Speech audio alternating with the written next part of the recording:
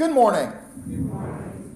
Turn, if you will, to Matthew, the 18th chapter. And we want to take a look at just three very short verses here that teach a very important lesson for the church even today. That's Matthew, the 18th chapter. And let's read verses 12 through 14. And I'm going to be reading this morning from the New King James Version of the Bible. Jesus said this, "What do you think? If a man has 100 sheep, and one of them goes astray, does he not leave the 99 to go to the mountains to seek the one that is straying? And if he should find it, assuredly I say to you, he rejoices more over the sheep than the 99 that did not go astray. Even so, it is not the will of your Father who is in heaven that one of these little ones should perish." Now, here in this passage, we have what has been come to be known to you and I as the parable of the lost sheep. Now, I know that we have talked about the idea of parables many times before. And parables, whenever Jesus shares them, parables teach a very important spiritual lesson. And that is certainly the case here with the parable of the lost sheep. Now just stop and think for a minute. What is the lesson that is being taught here? Anybody want to share? What's the lesson that's being taught here? Okay, that there is none unimportant. And I like that particular idea. Is that what you were going to say, Dave? Was that what you was going to say? I wasn't really saying anything. You weren't going to say anything. Okay. But none are unimportant. And really that is a good lesson. You know, if I was to share with you, I would put it in this particular way. I would share with you the idea that one is important. That one is important. I really like and appreciate this particular parable. The man in the parable, the man that has the 100 sheep, that is an analogy. Now, a few weeks ago, we studied Matthew, the 25th chapter, the parable of the virgins. And if you remember, we shared with you that that parable was full of analogies. Well, this is also true of this little parable here in Matthew, the 18th chapter. It has analogies. Now, do you remember what an analogy is?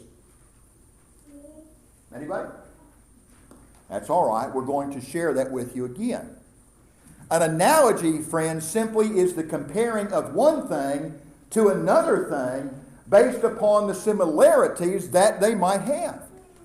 And there are several analogies in this particular parable. The man who has the 100 sheep is an analogy for God. The 99 who stay behind in what I believe to be a fold, using some necessary inference there in verse 12, they had to be put someplace. And so the sheep that were put into a fold, they are an analogy of the faithful Christian. While the sheep that went astray is an analogy of someone who has erred from the faith. In the latter part of verse 12, we find out that a search took place. That search is an analogy for the searching for lost souls even today.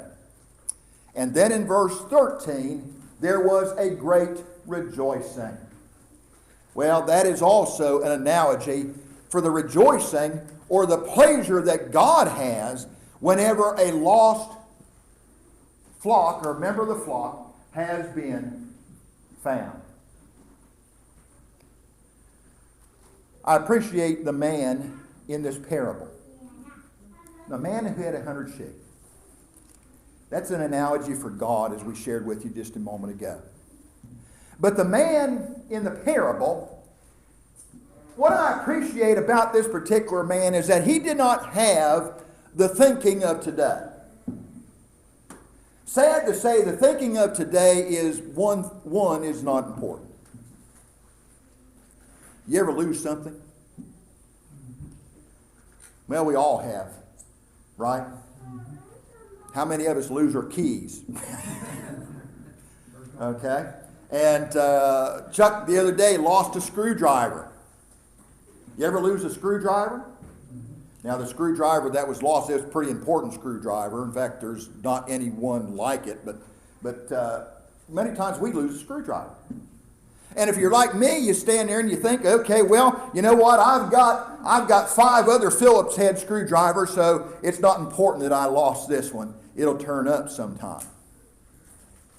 Or perhaps we stand and we think, well, you know what? That screwdriver, it had that crack on the handle that pinched my hand every time I was turning it, so it's not really all that important. That man didn't say that. The man that had the 100 sheep. When he stood that night as they were going back into the fold and he counted them and he got to 99, he didn't stop and say, now wait a minute, I've lost a lamb somewhere. Oh, that's all right. It's not important. Or he didn't start making excuses. He didn't say, well, you know what, the wool on that lamb, it wasn't the best. It wasn't a high-valued animal, and so it's not important. He didn't say that. But rather, when he found out that one of the flock was missing, what did he do? Well, let's look at the latter part of verse 12. The latter part of verse 12. In fact, let's just begin in the middle of the verse, if you don't mind. And one of them goes astray. Does he not leave the 99 and go to the mountains to what? Seek or to search. A search was made. He didn't say, well, you know what, they're unimportant. But rather, when he found out that a lamb was missing, he went searching for that lamb. Now ask yourself the question, why did he do that? Why did he go searching for that one lamb? He had 99. Why did he go searching for that one? Well, Tom, maybe the 99 were not as valuable as the one that was lost. I don't think so. The 99 was saved, the one wasn't. Okay. The 99 were saved, the one wasn't. The 99 were faithful. The one was Aaron. He went to search for that one because that one, as well as the 99, were of equal value to him. They were what? They were all important to him. Every single sheep from 1 to 99 was important to him. So important that he went out and he searched for that lamb. And when he found that lamb, what happened? Verse 13. And if he should find it, as assuredly I say to you, he rejoices over that sheep, then over the 99 that did not go astray. He finds that lamb, he rejoices because it has been found and brought back to the flock. You see, to the shepherd, all the sheep are of equal value. All of them. From number 1 to number 100. They are all of equal value. And the great lesson for us to learn here today is that each of us here today, who are a part of the flock of this congregation, we are all important to the shepherd. And the shepherd is Jesus Christ. We're all important to God. Now stop and think about that for a minute. That means Marilyn, you're important, and Chris, you're important, and TJ, you're important, and Joe, you're important, and Tayton, you're important, and Dave, you're important, and Sherry, you're important, and we are all important. But also understand this. You're not any more important than anybody else in this flock. Oh, wait a minute, I do this and this and this. You're not any more important than anybody else in this flock. We are all of equal importance when it comes to God. When it comes to God. So what happens, or what should happen, when we see that one of the lambs of this flock is missing? Well, just like the shepherd in this parable, we too need to search. Many years ago, I don't remember how many years now, but many years ago, I read an article entitled "In Search of the One," and it was written by a member of the Lord's Church. And in that article, he made a very good point. In that article, he talks about how we place emphasis upon the number of people who attend. Nothing wrong with that. Please understand. Nothing unscriptural about that. But we place emphasis upon the number who attend. We put them up on our board and we put them in the bulletin and we place emphasis upon that number. But he goes on to write in that article that there is another number that we don't place any emphasis on. But yet our all-knowing Father in heaven knows that number. And that's the number of the people who are missing from the flock. You know, perhaps we need to place importance upon that number. Now, friends, there's nothing wrong with being excited about increased attendance numbers, which we have. There's nothing wrong with being excited with that. But with that excitement over increased attendance numbers, we also need to have a little bit of concern about Sister so-and-so. Or about Brother so-and-so. And with that excitement, there needs to come a wondering. Oh, I wonder if everything is all right with Sister so-and-so. Is she ill? Is there a problem with our brother? Well, there needs to be a wondering about them and then a going out and searching for them. But sometimes we seem like we have the idea of, well, you know what, Tom? That's just one. That soul is not really that important. And by the way, Tom, she doesn't teach Bible class. He doesn't go out and do personal evangelism. He doesn't do the important things like I do. So he's not valuable.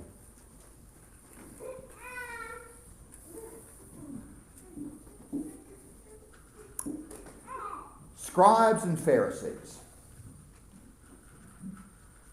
Scribes and Pharisees. Think about them for just a minute. Scribes and Pharisees.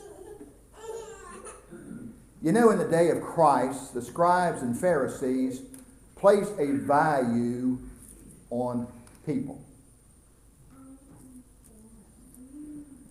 But if you were poor, or if you were disgraced in some way, or if you were a wretch in society, you would be low man on the totem pole. In fact, they would refer to the poor and the disgraced and the distressed, the bad people of society. They would call them publicans and sinners. Publicans and harlots. They were low in value in the eyes of the scribes and the Pharisees. A good example of this would be in the parallel passage to Matthew chapter 18, which is found in the book of Luke. The parallel passage in Luke chapter 15. Here's a good example of what we're talking about. In fact, here's the example of the scribes and the Pharisees. They saw people as being unimportant. In Luke chapter 15, beginning in verse 1 and just going through the second verse.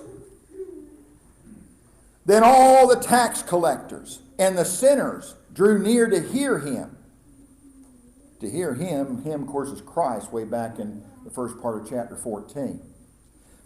Then all the tax collectors and the sinners drew near to him to hear him. And the Pharisees and the scribes complained, saying, "This man receives sinners and eats with them." They saw them as being unimportant, but not the Lord. The Lord saw their soul as being valuable. As being valuable. And that's exactly the way it needs to be with you and I. When we see a member of the flock that is missing, a search needs to be made because their soul is just as valuable as anybody else's. In fact, in Galatians, the 6th chapter and verse 1, if a man be overtaken in a fault, ye which are spiritual, restore such a one in the spirit of meekness, considering thyself, lest thou also be tempted.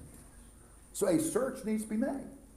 And every effort needs to be made to bring that lost lamb back to the fold. And if we do that, oh, there's going to be rejoicing. Even if it's just one, even if it's just one, there's going to be rejoicing. In Luke 15 and 7, Jesus said this, Luke 15 and 7, I say to you, that likewise there will be more joy in heaven over one sinner who repents than over 99 just persons who need no repentance. And so even if it's just one, there'll be great rejoicing in heaven. We're all valuable. That lamb that is missing today is valuable. And we need to be concerned about them and search for them. We want to extend the invitation. If we have anyone here this morning who needs to come in obedience to the gospel of Jesus Christ, we encourage you to do that here this morning, friends. We encourage you to come. Be baptized into Jesus Christ for the remission of your sins. Begin that faithful journey today, and if you remain faithful unto the end, then you'll have that home in heaven that God has promised us. Why not come if you haven't obeyed? If you're a part of the body but you have erred from the flock in some way, why not come and make things right? We're ready to help you in any way that we can. Why not come right now? Why together we stand and we sing.